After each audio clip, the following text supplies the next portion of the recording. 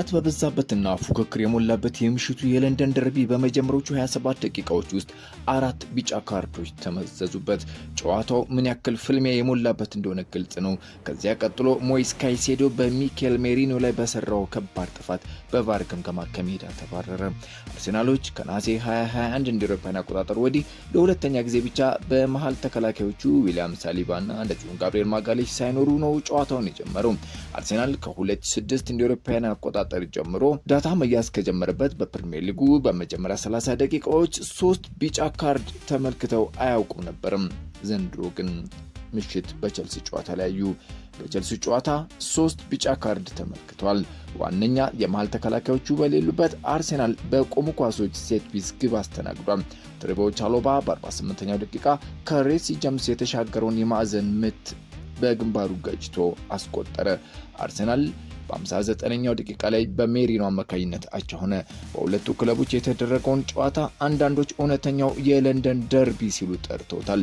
በተለምዶ የለንደን ትልቁ ግጥሚያ ተብሎ ከሚታሰበው ከአርሰናል የ4-1 የሰሜን ለንደን ደርቢ ድል ከአንድ ሳምንት በኋላ ቼልሲና አርሰናል በስታንፎርድ ብሪጅ ተመጣጣኝ ፉክክር ያለበት ግጥሚያ አድርገዋል። የዋና ከተማው እውነተኛ ፍልሚያ እንደሆነም አሳይቷል። አጋጣሚው አንደኛና ሶስተኛ ደረጃ ላይ ሆኖ ለዋንጫ ጉዞ ተፋላሚ ሆነው የተገናኙበት ነው። ከማውሪሲዮ ፖቼቲኖ አጭር ጊዜ ስኬት ውጪ ስፐርስ ዋና ተፎካካሪ ሆኖ አያውቅም በቅርብ ጊዜ እና ከአርሰናል ጋር ያላቸው ደርቢ ስለ ታሪካዊ ፉክክር እንጂ ስለ ዋንጫ ጉዳይ አልነበረም ማለት ይቻላል። አርሰናል በ2003-2004 የመጨረሻ የሊግ ሻምፒዮና ከሆነ በኋላ ቼልሲ ከ2004 ጀምሮ 5 ጊዜ የፕሪሚየር ሊጉ ሻምፒዮና ነው። 2 የቻምፒየንስ ሊግ ሻምፒዮናም ሆኗል። 1 የዓለም የክለቦች ሻምፒዮናንም አሳክቷል። እዚህ ውስጥ ግን ቶተናም 1 የዩሮፓ ሊግ ከማሸነፍ ውጪ ሊጉ ላይ የለበትም። ስለዚህ በለንደን ደርቢ በውጤት ሲለካ የአርሰናል ዋነኛ ተቀናቃኝ ከቶተናም ይልቅ ቼልሲ መሆኑ ግልጽ ነው። ሚኬል አርቴታ ከጨዋታው በኋላ ከመገናኛ ብዙሃን ጋር ተገናኝቶ ስለ ውጤቱ፣ ስለ አፈጻጸሙና ስለ ቡድኑ በተለይም በልምምድ ላይ ጉዳት አስተናግዶ ባለቀ ሰዓት ካስተላለፍ ውጭ ስለሆነው የዊሊያም ሳሊባ ጤንነት ሁኔታ ተናግሯል። በመጀመሪያ ደረጃ ትክክለኛ የለንደን ደርቢ ይመስለኛል። በእርግጥም ውጥረት የበዛበት ነበረ። እናም ከመጀመሪያ ጀምሮ እያንዳንዱ ፍልሚያ፣ እያንዳንዱ እንቅስቃሴ የራሱ የሆነ ነገር እንዳለው ሊሰማን ይችላል። ለማሸነፍ በጣም የሚፈልጉ ሁለት ቡድኖች የተገናኙበት ግን ብዙም እግር ኳስ አልነበረውም ነው ያለው። መጎሻሸም የበዛበት ለማለት ኳስ በተደጋጋሚ ይቆም ነበረ። ቅጣት ምቶች የበዙበት፣ ቢጫ ካርዶች የበዙበት ነበር። ብቻ ብዙ ፈጣን አልነበረም። ነገር ግን በግልጽ ሞይስ ካይሴዶ ከሜዳ ከወጣ በኋላ ጨዋታውን መቆጣጠር ፈልገን ነበር፣ ግን ያንን ማድረግ አልቻልንም። 4 ተጨማሪ ቢጫ ካርዶች አገኘን እና እነዚያ ቢጫ ያዩት ተጫዋቾች ላይ በቁጥር እኩል ለመሆን ኢላማ የተደረገበት ግልጽ ነበር ነው ያለው። በረፍት ሰዓት ወደፊት ገፍተን ማድረግ ያለብን እናድርግ አልን። እናም ከመጀመሪያው እንቅስቃሴ ጀምሮ ጨዋታውን እንዴት እንደምንቆጣጠር ግልጽ ነበር። ረጅም ኳስ፣ ቅጣት ምት፣ የማዕዘን ምትና ከቆሙ ኳሶች። ከዚያም የጨዋታው ፍሰት ተለወጠ እና በመጨረሻ ለዛ ምላሽ መስጠት ነበረብን። ብዙም የኳስ ፍሰት ሳይኖር ጥሩ አጋጣሚ ማግኘት ቻልን። ምርጥ ግብ አስቆጠርን። ከዚያ በኋላ 2 ወይም 3 ትልልቅ እድሎች አግኝተን ነበር፣ ግን አልተጠቀምንበትን በማለት በተለይ ሮበርት ሳንቼዝ የተፋትን ኳስ ድጋሚ ያለመጠቀም ላይ አርቴታ አንስቷል። ከኋላ በኩል በአዲስ ጥምረት ለመጀመሪያ ጊዜ ስለመጀመሩ የተናገረው አርቴታ አስተያየቱን ሰጥቷል። ከደርቢው ጀምሮ ከቶተናም ጋር ማለት ነው ትልቅ ሳምንትን ያሳለፍነው። ለማሸነፍ የነበረን ስሜትም ፍላጎትም ከፍ ያለ ነው። ከዚያም ከ3 ቀናት በኋላ ከባየር ሙኒክ ጋር ተጫወትን። በእነዚያ ጨዋታዎች ተጫዋቾችን አጥተናል። እናም ዛሬ ለምሳሌ ከዚህ በፊት ተጫውተን የማናውቀውን ጥምረት መፍጠር ግድ ሆነብን ከኋላ ብሏል። በጣም አስቸጋሪ በሆነ ግጥሚያ ውስጥ መጫወት ነበረብን። አምበላችን በቋሚነት አልተሰለፈም። ቋሚ 9 ቁጥር ላይም ተጫዋች አልነበረንም። ከሃቨርትዝ አሁንም የለም እና ሊዮ ትሮሳርድ ደግሞ በሳምንቱ አጋማሽ አጥተናል። ነገር ግን ቡድኑ ለዛ ምላሽ መስጠት ነበረበት እና በአጠቃላይ በጣም አዎንታዊ ሳምንት ነበር፣ ምክንያቱም እጅግ ፈታኝ ሳምንት ሲል ነው የሚገልጸው። ነገር ግን ቼልሲን ማሸነፍ ነበረብን የሚል ስሜት አለኝ፣ ግን አላሸነፍንም። በ10 ተጫዋች የሚጫወት ቡድን ካላሸነፍክ ይሄ ተስፋ የሚያስቆርጥ ነው። ያ ለኔ የመማሪያ ነጥብ ይሆነኛል ሲል አርቴታ አስተያየቱን ሰጥቷል። አድካሚው ሳምንት ጉዳት አድርሶብሃል ወይ ተብሎ ስለተጠየቀው ተከታዩ ምላሽ ሰጥቷል። በየ2 ቀን ተኩል ተጫውተናል። ስለዚህ ከቼልሲ ያነሰ 1 ቀን ነበረን ለመዘጋጀት እና ከዛ በተጨማሪ ተጫዋቾችን አጥተናል። ግን የጨዋታው መርሃ ግብሩ ይሄ ነው። ሮብ ደግሞ ከብሬንትፎርድ ጋር መጫወት አለብን። ስለ እውነት በጣም ከባድ 2 ግጥሚያዎች ነበሩብን። ብዙ ቡድኖች በዚህ ሳምንት የተጫወትናቸውን ጨዋታዎች የመጫወት እድል አላገኙም እና በቡድኑ እጅግ በጣም እኮራለሁ ብሏል። ሁለቱን የማል ተከላካዮች ሳሊባንና ጋብሪኤል በማጣት ስላደረሰው ተጽዕኖ ሲናገር ራስ ምታት ሆኖብኛል ሲል የተናገረው።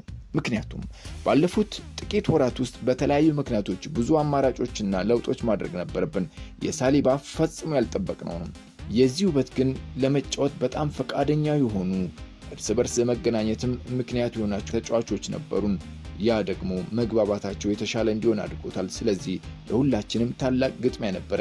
ጨዋታው ያሳየን ማንኛውም ሰው በቦታው ቢሰለፍ ጥሩ አፈጻጸም እንደሚኖረው ማረጋገጫ የሰጠን ነው ብሏል። በስታንፎርድ ብሪጅ የቡድኑ ጥልቀት እንዴት እንደተፈተነም ለተጠየቀው ሲናገር እውነቱን ለመናገር የኛ ጥልቀት ከቅድመ ውድድር ዘመን ጀምሮ ተፈትኗል። ምክንያቱም 6 ወይም 7 ተጫዋቾችን ያለማቋረጥ ከቡድኑ ውጭ ሆኗል። ነገር ግን ባለን ቡድንና እያንዳንዱ ተጫዋች ባለው አስተሳሰብ ምንም ጥርጥር የለኝም ተወጥተነዋል ብሏል። የሳሊባ ጉዳትን በተመለከተም ጉዳቱ እስከምን እንደሆነ ለማወቅ ምርመራ አለው። ከዚያ የበለጠ ከምርመራ በኋላ ስለሱ እናውቃለን። ማጋሌሽ ግን አሁንም የሚቀሩት ጥቂት ሳምንታት አሉ ነው ያለው። የቼልሲው አሰልጣኝ ኤንዞ ማሬስካም ከጨዋታው በኋላ አስተያየታቸውን ሰጥተዋል። ማሬስካ እንደተናገሩት አንዳንድ ጊዜ በአንድ ነጥብም ቢሆን ደስተኛ መሆን ያለብህ ይመስለኛል። በእርግጥም ዋነኛው ግባችን ጨዋታውን ማሸነፍ ነበር አሉ። 11-10 ሆነን ያሳየነው ጨዋታ 11-11 ሆኖ ከሚጫወት ቡድን የተሻለ ነው። በድጋሚ 11-11 በነበርንበትም ጊዜ ከነሱ የተሻለ ነበር ብዬ አስባለሁ። ጨዋታውን ተቆጣጥረናል፣ አጋጣሚዎችን አልሰጠንም።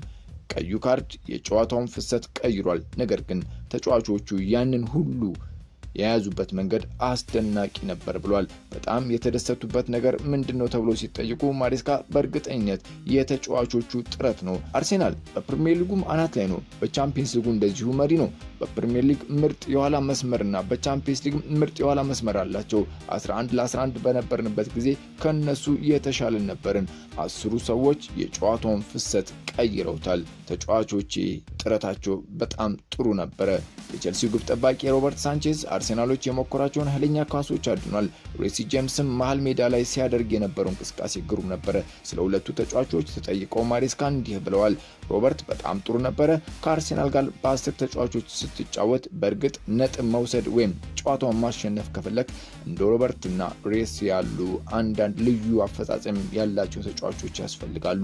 ሮበርት ሳንቼዝ ብቃቱ በጣም ምርጥ ነበረ። ደስተኞች ነን። የሬሲ ጄምስ አፈጻጸምም ምርጥ ነበረ። አሁን ትኩረታችን ወደ ሮቡ ጨዋታ ነው። የዛሬውን ጨርሰናል በማለት ትኩረታቸው ቀጣይ ጨዋታ ላይ መሆኑን ተናገሩ። ቼልሲ ዘንድሮ 7ኛ ተጫዋች ቀይ ካርድ ተመልክቶበታል። ባለፈው ማሬስካ በቀይ ካርድ የሚወጣ አሁን ቅጣት እንጀምራለን ብለው ነበርም። ይጀምር ይሆን? እናያለን። ማይክል ሜሪኖ የአርሴናልን ማሊያ ለብሰህ የሚታሰበው ማሸነፍ ብቻ ነው፣ ግን ያ አልሆነም ብሏል። የተሰራበት ፋውል ቀይ ካርድ ያሰጥ እንደነበር ተናግሮ ከጨዋታው በኋላ ካይሴዶ ይቅርታ ጠይቆት እንደሆነ ተጠይቆ በፍጹም ብሏል። ማሬስካ ቀይ ካርዱ ተገቢ መሆኑን ተናግረው ውሳኔዎች ላይ ወጥነት ይጎላቸዋል ብሏል። ቤንታኩር ከዚህ ቀደም ሬሲ ጄምስ ላይ ተመሳሳይ ጥፋት ፈጽሞ በቢጫ መታለፉ አግባብ እንዳልነበረም አስታውሰዋል። የአሰልጣኞችና የተጫዋቾችን ከጨዋታ በኋላ ቃለ ምልልስ የተመለከትንበት ሃፍታይም ስፖርት እዚህ ላይ አብቅቷል። ሰላም።